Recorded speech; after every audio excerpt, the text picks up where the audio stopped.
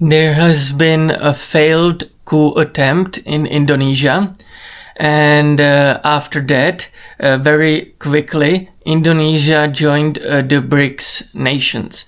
The BRICS nations, which is presented as an economic group, economic coalition of countries, but in reality it's more of a military coalition of countries. So as a response, Indonesia has joined BRICS on January 7th of this year, 2025, and that's the topic that we will be talking in today's video. But before we go any further, please make sure to smash that like button, make sure to smash that subscribe button. It helps the algorithm, and guys, I really need it, so you should do it. There have been protests in Indonesia. I believe it was around the years 2022, or maybe even a little bit later, 2023. I'm not super keen on dates. I don't know if you guys noticed by far, but I always have to look them up. I don't usually remember dates right away. But anyhow, there have been tying these protesters to NGOs that have been funded by the CIA. Basically, this is not the only coup that has been happening in Asia, but this one has been unsuccessful. Unlike some of the other ones, this one have been unsuccessful. During these protests, there have been even weapons used during these protests, and some people lost their lives, which is obviously horrific. That's obviously horrific. And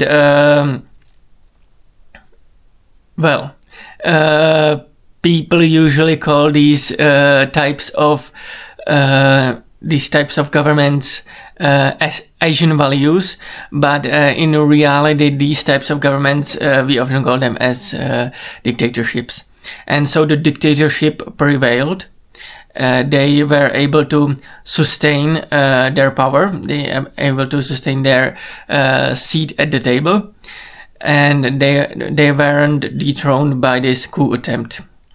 As we all know, or maybe you don't know, so that's why I'm telling you right now, Indonesia is part of the so-called barrier, against the Chinese barrier, where Americans are spending somewhere around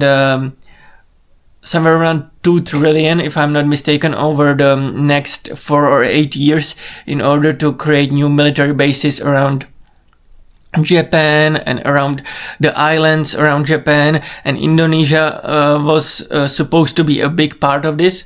That's why probably they wanted to have a very favorable type of government in its place. They probably wanted very favorable dictator in the Indonesians' aristocratic system, and that's why they probably attempted this particular coup.